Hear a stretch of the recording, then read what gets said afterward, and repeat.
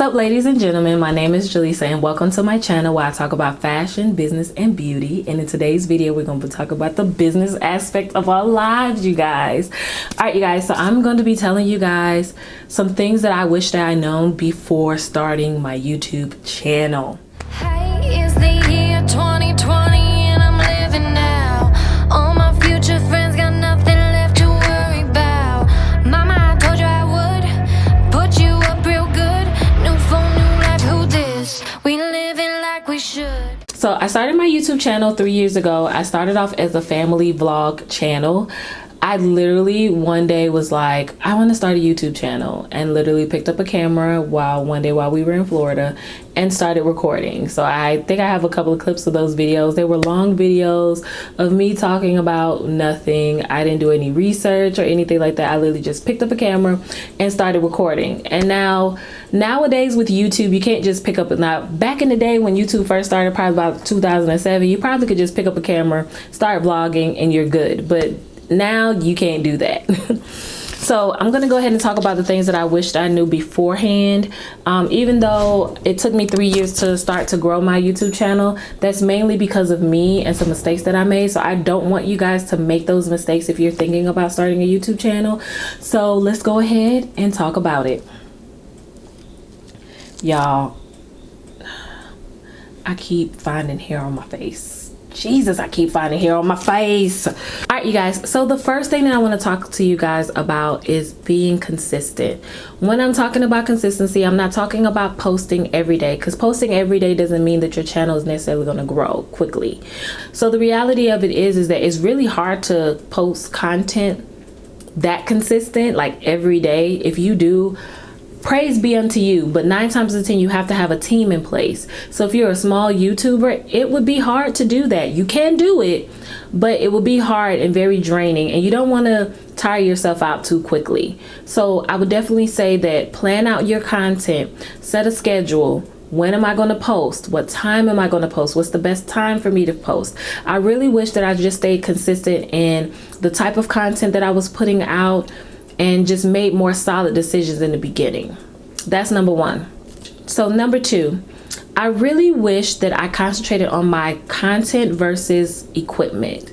In the beginning of my YouTube journey, I was like, oh, I wanted a drone. So I bought a drone and I used my drone, don't get me wrong, but it wasn't something that I needed at that time. So what a lot of YouTubers do is they get stuck up on equipment sometimes, and they buy all this expensive stuff and don't know how to use it, or don't necessarily use it all the time, or, you know, you don't want to do that. You don't have to do that. You need to be concentrating on the content, because if you're putting out good content, people are going to watch. People are going to want to know more. So concentrate on putting out good content versus buying a whole bunch of equipment. That is like, look, it'll save you a lot of money, okay? I've spent thousands of dollars on stuff that, some stuff I do use, it does come in handy sometimes, but some stuff I just have on a just in case basis, which is not getting much of the value back for what I put into it.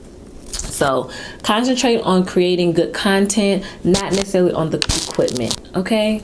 Tip. All right. Okay, so the next thing that I want to talk to you guys about is the fact that ads are not the only way that you can make money on YouTube.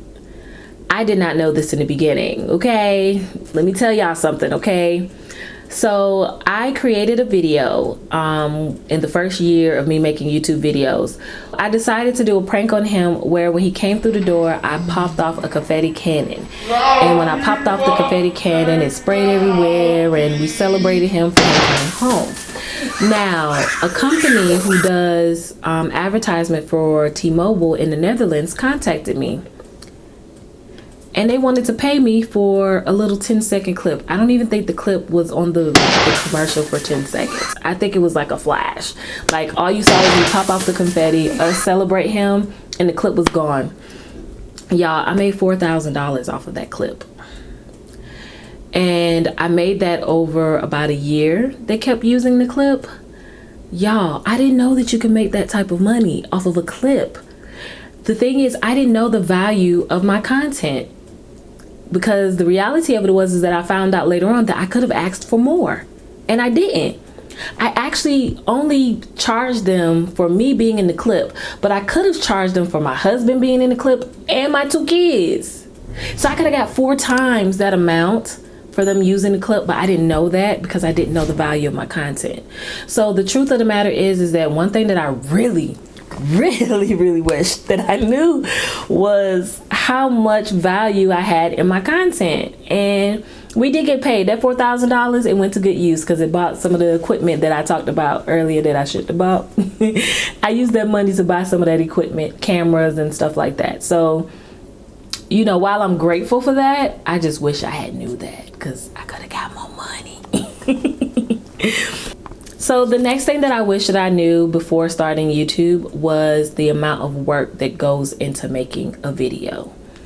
Now, when I say all of this stuff, this may not be everybody's workflow, but this is my workflow because I take what I do very seriously, and I do love what I do now. I do love doing YouTube videos, but let me just give you guys a rough draft of what I do for every video, including this video that I'm recording right now. So first off, I spend hours researching topics and trying to find topics that people are looking for. So if you watched my how to grow a small YouTube channel, and that video, I break down like doing research and really researching to research keywords and different things like that. So each video that I have on my channel, I did research on it before I actually even recorded it. Okay, and I spend hours doing that. I usually get stuck in YouTube world. That's what I call it. I get stuck in YouTube world for hours. I make YouTube videos, but I also watch videos as well. I get stuck in YouTube world for a long time. So that's a couple of hours. Like I want to say for each video, maybe about 2 to 3 hours. Okay, then I create outlines for my videos. So whatever I want to talk about, I literally have bullet points and main topics and what I want to touch on and everything, what I want to talk about. I do that for all of my videos and I write out outlines. For example, for this video right here, you probably can't see the writing, but believe you me, take my word for it, sis, it's pink. I have written all over this sheet of paper notes to remember for this video. So that is something else that I do.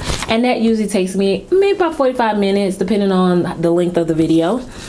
And then you have to record the video, which depending on how many times you have to record the video, you might have 4 or 5 takes. You might have to record something over and over again. Like the reality of it is you have to do this stuff. Like it ain't no joke. Now, that's just that part. That's already, we already about at the 5-hour mark, right? Okay, we still have to edit the video. And editing the video, depending on what type of editing you do, depending on how long it takes, editing can be daunting. I want to apologize right now if y'all hear a dog. Y'all, if you follow me on Instagram, you know that I have a dog. Her name is Capri. That is not her barking. That is my neighbor's dog upstairs barking. And I'm very perturbed right now because the dog has been barking all day. So if you hear it in the background, just in case you hear it, I apologize in advance, okay? All right, so the next thing is you have to edit the video.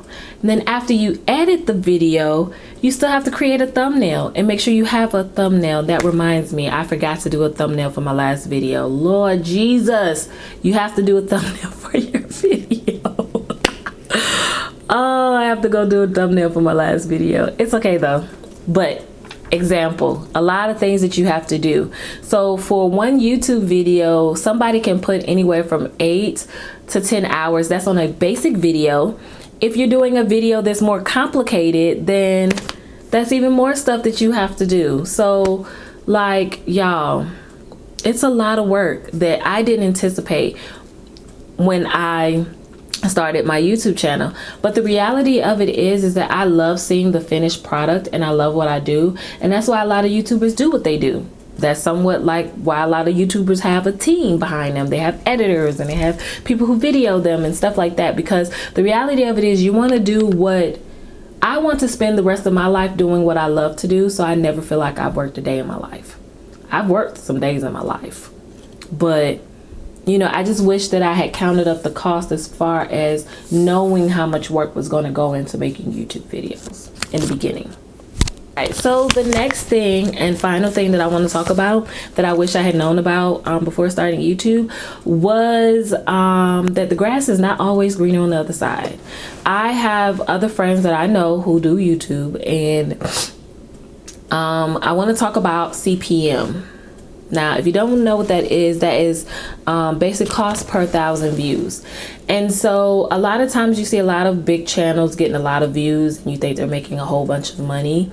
Some of them are not making as much money as you think. And the reason why is because it depends on the type of content that you're putting out there. Because a lot of YouTubers get paid by the ads that run on their videos. So if it's a situation where you're creating content that doesn't match up with the brand, 9 times out of 10 it's going to be less brands wanting to run their ads on your video. So YouTube land is really easy on YouTube and Instagram and on social media everywhere to see somebody posting pictures of their life and think that, oh, it's so easy and oh my gosh, I can do that too. The reality of it is that it's a lot of work and the grass is not always greener on the other side. So mind your lawn when you're doing YouTube and don't worry about what other people are doing, because you might think that they're living this lavish life and the reality of it is they're not. Guys, so thank you so much for watching this video. I hope this video helps you out. I hope that I gave you some insight on some things that maybe some other YouTubers may not have said anything about, but I'm telling you guys about. Thank you so much for coming to my channel. If you haven't already, go ahead and hit that subscribe button if you want to see more content like this. I really appreciate you being here. I appreciate you guys watching my videos and growing channels with me, because at the end of the day, this is about us growing and I want to help you guys out while I'm helping myself. All right, so again, thank you guys, and until next time, peace.